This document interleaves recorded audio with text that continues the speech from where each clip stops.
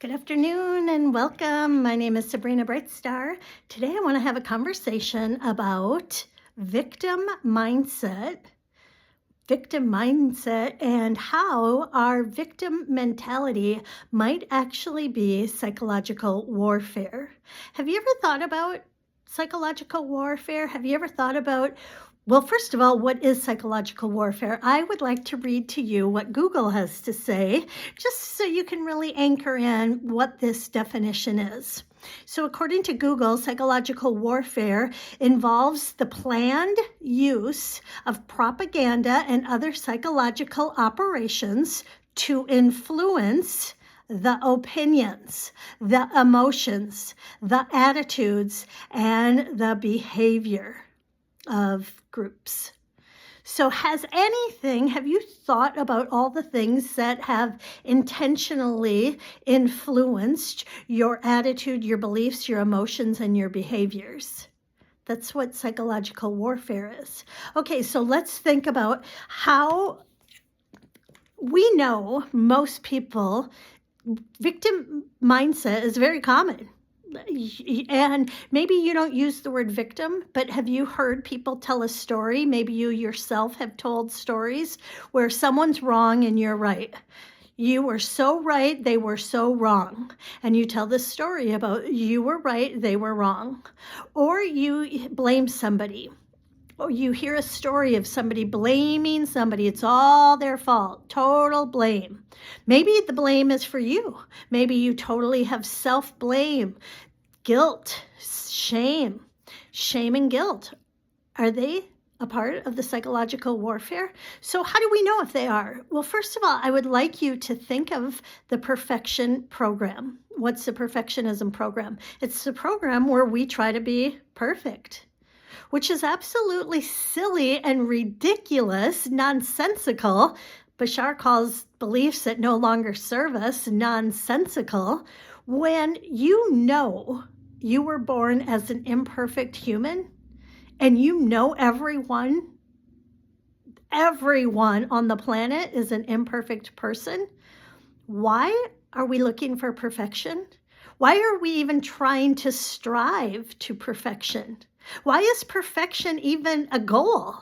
That's nonsensical. That's ridiculous. That's so stupid. No one can attain it. No one can achieve it. But what does the program design to do to you? Well, if you're trying to achieve an impossible dream, you're always going to fall short. And in your falling short, what do you feel?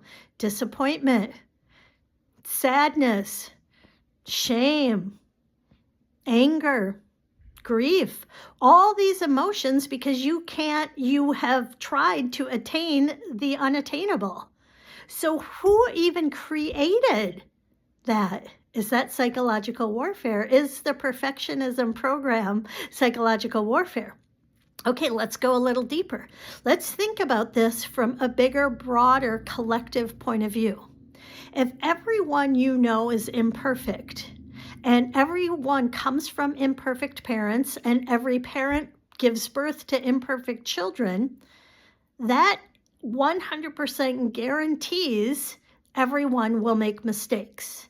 Everyone will make mistakes in their behaviors, in their words, and in their actions, in their attitude. Every single person has to make mistakes because we're all imperfect.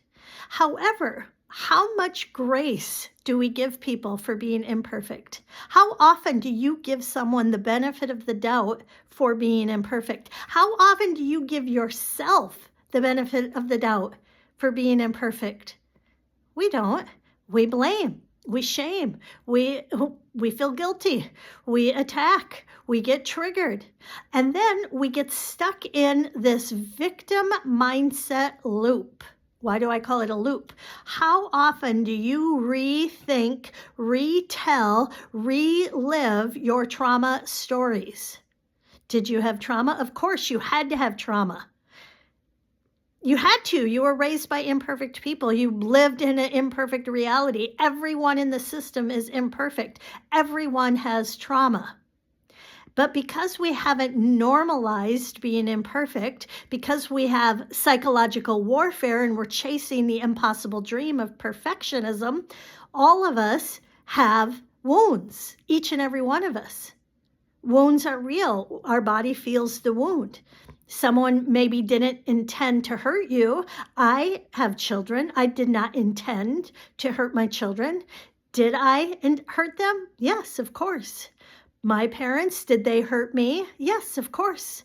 So yes, we are all victims. Each and every person you ever look at, ever talk to, ever interact with is a victim. We all have trauma. The victim mindset is looping the trauma. We haven't been given tools to move past the trauma. We haven't been given realistic views on imperfect people. Can you imagine if you would have been raised in a family where your parents said, you know what, you were born imperfect. You're going to make mistakes. You're going to say and do things and you're going to make mistakes. Sometimes the mistakes will be made out of ignorance. Sometimes the mistakes will be made because you're mad and you're reacting and you haven't regulated your nervous system and you're just reacting, but you'll learn. You're going to learn. And mistakes are teachers. Mistakes aren't bad. Your mom and dad are going to make mistakes, but we know our mistakes. We know we're not bad people because we make mistakes. We agreed to be born in a planet that everyone makes mistakes. We agreed to be born in a world where everyone is imperfect. So it's not that special when you make a mistake. When other people hurt you, yes, the hurt is real, and it's an experience. If we want to repeat it over and over and over and over, we will get stuck in a loop. And it's your choice. You have free will. You can get stuck in a loop. Or you can also look at this as a teachable moment. Okay, I got hurt. Okay, somebody outside of me did something and now I am feeling hurt. But the only person in control of my thoughts and the stories that I'm looping over and over and over again, the only person in charge of that is me. Can I be highly influenced? Yes. Let's tell that story too. Let's start teaching everyone how highly contagious the human body is. We easily are able to be programmed, manipulated, psychological warfare, influencing your opinion, your beliefs, your emotions, and your behavior. It is very easy to influence someone. Why? It's contagious. Your association is contagious. The music you listen to, the shows you watch, the books you read, the conversations you have, it's very, very contagious. And let's look at some of the contagious mindsets that we've normalized. I bet you anything, you have been in a situation where you've been with people and it seems like the person with the most difficult story, the most challenging story, is kind of the winner. So there's kind of a competition to be the most traumatized, to have the worst situation. And it's kind of a competition. Like we get some kind of a false sense of value from looping and telling these terrible, horrific stories. Like, why does that make you a winner? Like, and why are we participating in it? And I know, like, you get together with people, right? And it's normal. It's normal to hear people bitch and complain and moan and tell you what's not working and tell you what they're mad at, tell you what they're triggered about. That is so normalized. Why is that normalized? Is that psychological warfare? Is hearing all of the terrible information psychological warfare? What about all the feel-good stories, right? What about all those feel-good stories? And in fact, if you're a person who is wired to being more optimistic, then they even labeled us as toxic optimists.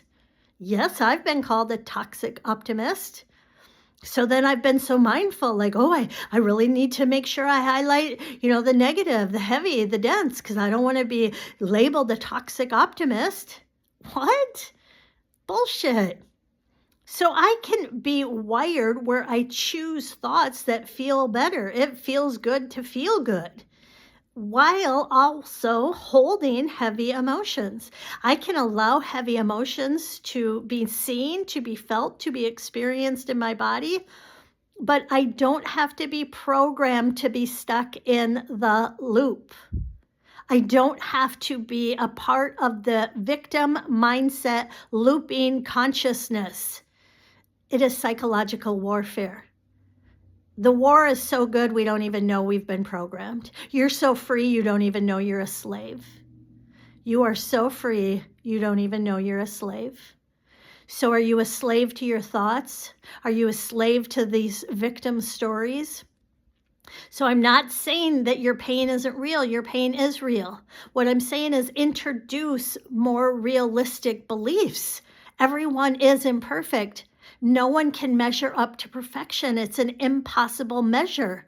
Why are we looking for it?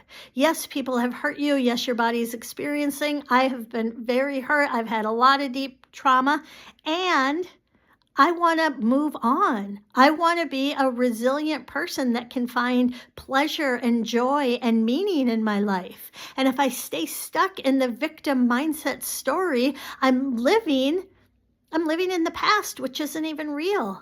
And they say, like, when we're telling these victim stories and we're looping them, they say, science has said, I don't know if it's true, but our brains don't even actually remember the accurate truths.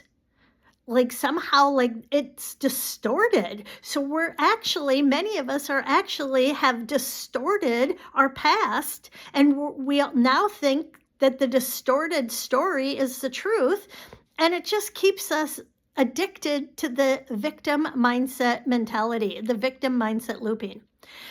So, psychological warfare. Have we been influenced? Are your emotions, your behaviors, your beliefs, your attitudes, your opinions, are they influenced? And just take your sovereignty back. I heard a really great podcast today with Pam Gregory and Martha, somebody or another. And they were saying, what is the opposite of sovereignty? The opposite of sovereignty is victim, being a victim. Because when you're a victim, somebody has your power, somebody has the control. Well, it's like, it's not my fault. I didn't do anything wrong. You're to blame. You did it to me. You did it to me. I've got no power in a victim mindset. I'm the victim. I'm the receiver of what somebody outside of me has decided or has behaved as. What's sovereignty? Sovereignty is knowing the truth of who I am. Sovereignty is knowing I am a divine being. I am connected to all that is. I am a part of God, Goddess, Christ consciousness, universe, source, whatever you want to call it. But I am connected to the oneness. I am connected to all there is. I am connected to divinity. I am a divine being. I am a sovereign being. My power comes from within.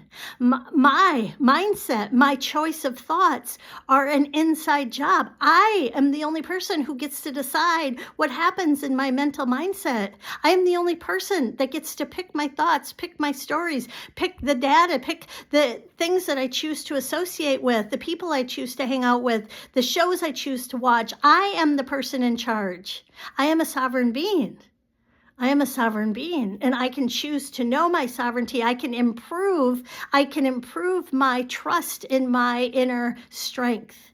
Every day I can get stronger and stronger at going within, communicating with my body, communicating with my individual truth. We haven't been trained and taught to go within and to get your power, to get your resource, to get your information from within. We've been taught to just give it away, give it away. The person with the most confidence, the person who's the loudest, the person with the most magnetic personality. We just give our power away. We give our beliefs away. We give our opinions away. Take them back. Take them back. Your opinions, your choice. Do your own research. Spend time within. Silence. Go into a state of silence. Go into nature. Listen to some new resources that are not manipulating you. Natural resources, nature, earthing. humming, right? Like there's so many resources we have available to help our nervous systems get regulated. What do we know about the nervous system? When you are regulated, you access your God mind. You access infinite intelligence. When you're dysregulated, you can't even access common sense. What is psychological warfare? Psychological warfare is manipulating you so you're dysregulated, so you don't have access to common sense, you don't have access to your divine mind, you don't have access to infinite intelligence. Your dysregulated body means you're in survival.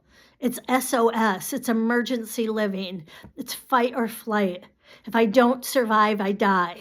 You're not thinking about expansion. You're not thinking about evolution. You're not thinking about personal development, self-empowerment. You're thinking about fight or flight. You're thinking about dead or not dead. Survival mode, SOS mode. SOS mode, dysregulated nervous system. We're not designed to live that way. Yeah, we can have seconds and moments where we use our dysregulated nervous system, where we use the fight or flight for protection, but we're not supposed to be living in fight or flight 24 hours a day. It's not normal. It's not natural. So calling in divine intelligence, calling in our sovereignty, calling in natural resources to help us regulate, come back into alignment so we can access the truth of who we really are. We can access our wholeness, our fullness, our memories. Remember who you really are. You are a sovereign being. Thank you.